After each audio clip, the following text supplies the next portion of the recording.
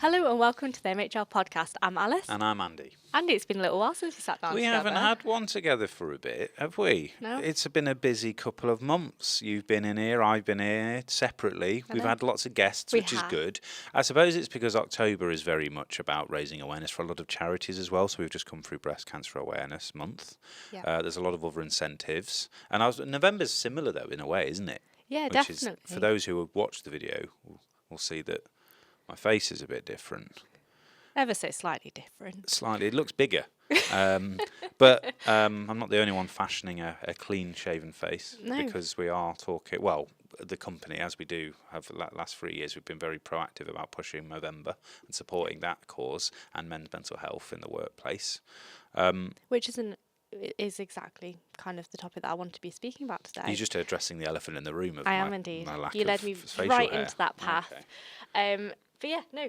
November, we're at that time of the year now, coming towards the end. But importantly, the whole of the November month is for Movember. Yeah. So for those that don't know, Andy has shaved. He is committed to another Movember this year. It's a small move, isn't it? It's a small thing, but it's interesting because we've supported it for. Well, I've led a page here as well for like the last 3 years in terms of what it does and what it does. Like it's not just okay, have a shave, look silly for a month. It's actually just more of a really understanding the awareness of actually what both prostate cancer, testicular cancer, and mental health impacts can do for men and women and everyone in the workplace, right, as well as in your personal life.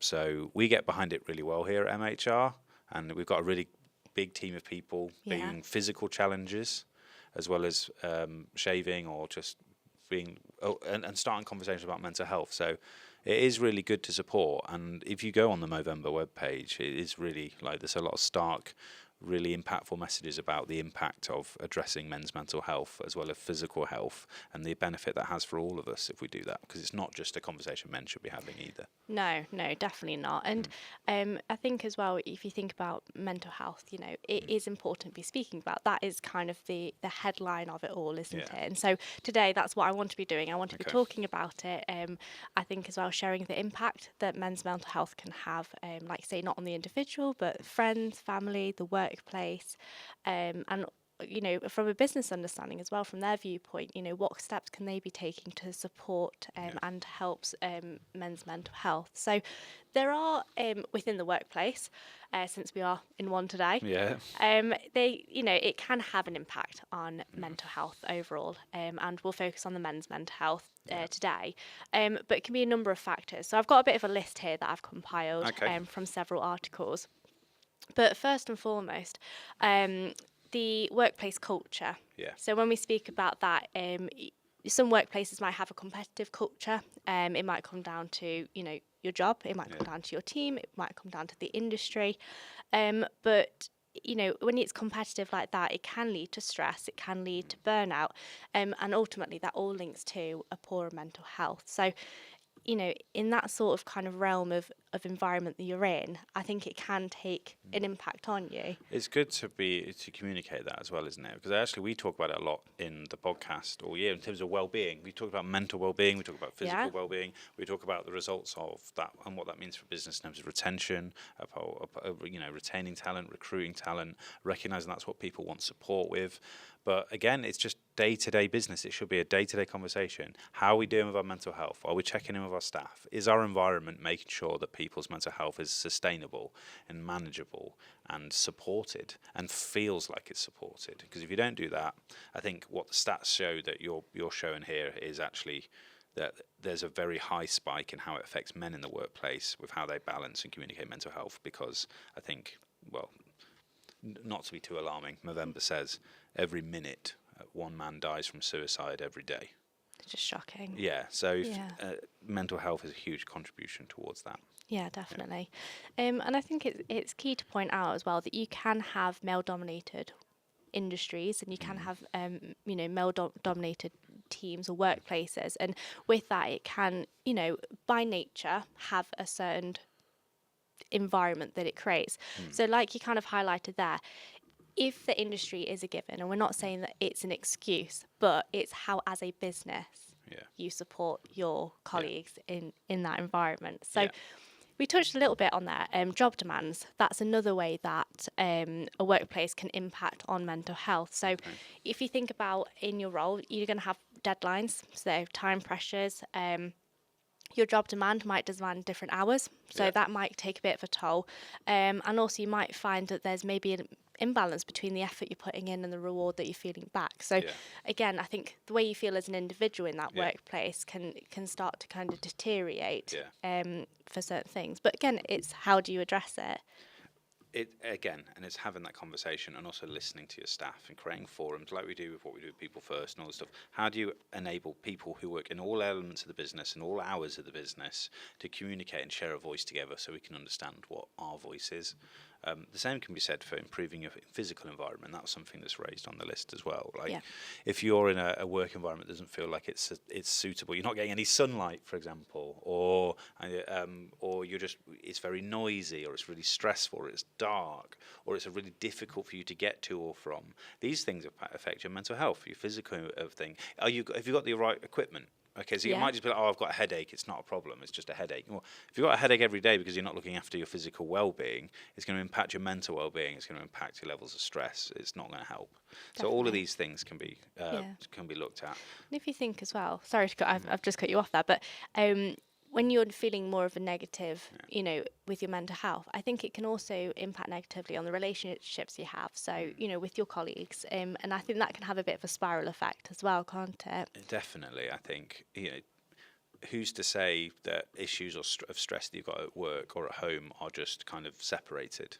Is this just not an accumulated level of stress that you're being affected by lots of different situations? And actually, the last thing anyone wants is to feel stressed at work, right? And then come home and feel stressed or angry or have bad relationships with like their partners or their family or their kids or their parents. Like, no one needs that. Like, get it in check and then live. You go to work to live your life, right? You don't live your life to go to work all the time. Maybe you do, but I like to think it's about balance. Absolutely. And that leads nicely onto the work-life balance point that I've wrote down here. That if you don't have that work-life balance, it really does contribute to that poor mental health. I think because, like you say, you don't feel like you're having a break. And for anyone, whether it's physical break or a mental break, you need to take time away to step away from, like, say, work stress. It's inevitable. Sometimes you've got deadlines, but you need that time where you can have it to yourself, and also at like a place that you can go and spend time with family or spend time with friends, and not feel that underlining pressure from work. But again, it comes down to being able to notice where you might find that your work-life balance isn't balanced. So again, I think it comes from the individual, but I think there's also points where, as friends, you could point out and say, look, doing a lot of hours. I feel like, do you want, to take a bit more time on Friday, we'll take you out sort of thing, or family to say, you haven't really been here, how are you feeling, that sort of thing. So I think it comes from the individual, but I think as well there's responsibility as a friend or family member or as your manager as well, if you're finding that the team's got a lot on, especially this time of year. We're literally heading home run now, isn't it? So pressures will definitely be coming, but make sure you have that work-life balance. So there's a lot of things, and it goes back to a lot what we say in the podcast, right? It's about the whole world of work, right? If you're not addressing your kind of physical environment, you're not addressing your work-life balance, you're not addressing a proactive, healthy culture, if you're not addressing the fact that you need to enable your teams and educate them and create a community and a voice, you're fundamentally always going to have these problems. Whether we're talking about mental well-being, we're talking about physical well-being, we're talking about absenteeism, retention, all of these things link back to that culture, drive, education, environment that are the core of any business, really. So on that, we pulled together some stats as well, which is interesting because a lot of the time we might talk about kind of in this sector or in this environment, but I've pulled together some global statistics because Movember as well is a global charity. Mental health is a global issue for all genders, absolutely, all regions, everyone, all areas of work. So the interesting stats that we've got here are if you, again, it sounds cold because it's businessy, but it's in the context of our world of work, right? Right. If you don't address mental health in your business, especially for men in particular areas, mental health issues, including depression, anxiety, stress, can improve reduce drastically productivity, quality at work. And our studies show that untreated mental health conditions cause employees to perform about 35% less productive than their potential. Now, that might just seem like a cold stat of like, we want to get more out of you, but also people take value from how well they're performing at work. Yeah. If you're stressed and you're not well and you're underperforming, that's a spiraling effect. Like you and me, we want to come to work feeling like we're doing a good job. Yeah, If we definitely. can't do that, then it's only going to make us feel worse. Yeah. I think as well with that stat, it should be noticeable. I think Yeah. that's the main thing. We're not saying that it's hard to find or to see, but actually if there's someone's being less productive, I think that's a really key metric to say, actually, I should be checking in on that person. People want to feel like they've got impact at work, right? People want to feel like they're coming in and they're thriving and they're in that flow state and they're like, yeah, I'm working and this is like, I'm doing a great job and I'm living and breathing it. Because I finish my work job, then I'm like, yeah, I feel good. I feel good. I did a good day today. It was busy, it was hard, but I really got into it and I felt like I was doing a good job. That's good for your mental health to feel like that. Feel like you made an impact for sure, definitely. Absenteeism, obviously, natural one. We talk about it a lot, but if you are stressed, you're struggling with your mental health, you are not going to come into work. You're going to need a break. You're going to have to find time to recover. Longer absences, employees with untreated mental health tend to have 50% longer sick leave. 70 million work days are lost across the year due to mental health, due to anxiety and depression. I think a point on that one is that it's okay to take a day. If you're not feeling 100%, it doesn't, you don't have to be down with the virus or with a cold. If you don't feel like you're well enough to go to work, take that time. I think that's an important thing as well. Listen to yourself, right? Yeah. There's a reason for, you might not understand it, but there's a reason your body's telling you, I can't work, I'm not good, I can't do this. That's an opportunity to check in with yourself. Yeah, definitely. But like I say, if it's 50% longer sick leave, I think it just goes to show that when you do fall ill, you know, you've reached burnout, for example, it can last and last and last because you just aren't physically and mentally rest and recover while it's sustainable, right? Absolutely. Rather than burn yourself out to a point where I've got to be off for a month now because I'm in no fit shape to do anything. Yeah. Impact on workplace cultures, this kind of comes to what we said in terms of making sure it's right in the first place. Yeah. But decreased employee engagement is a huge risk because mental health issues can reduce engagement levels. Engaged employees are happier, more productive, less likely to leave, whereas ones that are poorly engaged can lead to 13% lower profitability for the business, but also you start to build a negative culture. And that's a negative influence on other colleagues. Because you're feeling rubbish, you're feeling bad about the company, feeling bad about a lot of things going on. You're going to start to spread that negativity around the business. You're spreading that stress and you're spreading this thing that just feels like a bad vibe to be around, right? Yeah, definitely. So you need to kind of sort that out from the top down, I think. Otherwise, you're breeding in negativity it feels like people aren't being supportive naturally. There's better ways to address this and support people. Yeah, because we speak a lot about the importance of engagement with the workforce. We speak a lot about kind of the effect it has on the culture and, like I say, ultimately the retention. But what we're saying is if you're not addressing individuals' mental health issues, because of that negative impact, it doesn't just affect the team, but it will affect the whole business and, like you say, the sustainability of that business. So I think it is, like you say, it's a ripple effect. And that's why it's so important to be talking about it and bringing some awareness. Addressing mental health in the workplace then. So companies that implement mental health initiatives such as employee assistance programs, which we've talked about before, mental health days, flexible work options, awareness training, see improved productivity, employee retention. It's the same story over and over again, right? Increased communication leads to a better environment, leads to better reasons for people to stay, which means leads to lack of retention issues.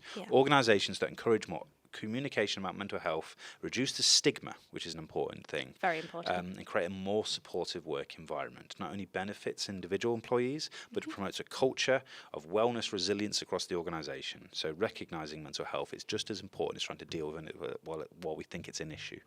Being proactive and getting there breeds a culture of supportiveness, which stops there being a stigma about talking about your health.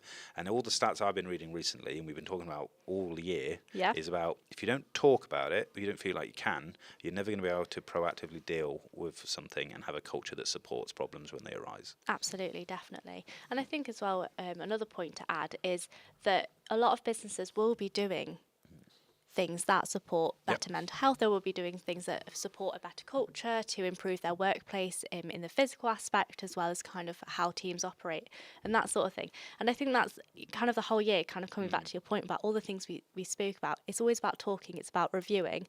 And what we're trying to say is you don't have to go above and beyond for these sort of things. You probably have it already. It's just making sure that you're encouraging people to talk. You know, talking is free activity, but it has a huge impact. Things like training programs, you probably already have it there, but just highlight it. So if you have a platform that you're able to, like, say, spread awareness and get people involved, I think when you build that communication, you're building a stronger workforce. And like I say, it comes down to that point of, you know, you don't have to go above and beyond. It can already be kind of manifesting within your business. It's just bringing it to light and making it a comfortable environment for people to talk about. And then ultimately, we spoke about the positive effect that has on your business. Absolutely. Cool. So I'm sure a lot of people this month are doing a lot to raise awareness for mental health in the workplace, as well as men's health in a lot of other ways. We want to hear about it, spread the word. Obviously, we've talked about a few incentives, November being just one of them. There's lots of things we do, a lot of things that lots of other businesses do to help employees address mental and physical health this month. So share them with us. If you are interested in finding out more, obviously there's the November webpage. There's a lot of stuff on our website in terms of well-being guides and how to get to address mental health issues or to build a better culture around mental health in the workplace. You can find it on Knowledge Hub on the website. So just have a look. It's there for all of us. There's no sell there. It's just educate ourselves and make sure we feel like we've got a good environment. Definitely. And come back next week to see how Andy's growing his moustache. It might be a bit longer. Maybe. We'll see. Brilliant. We'll see you next week. See you. Bye.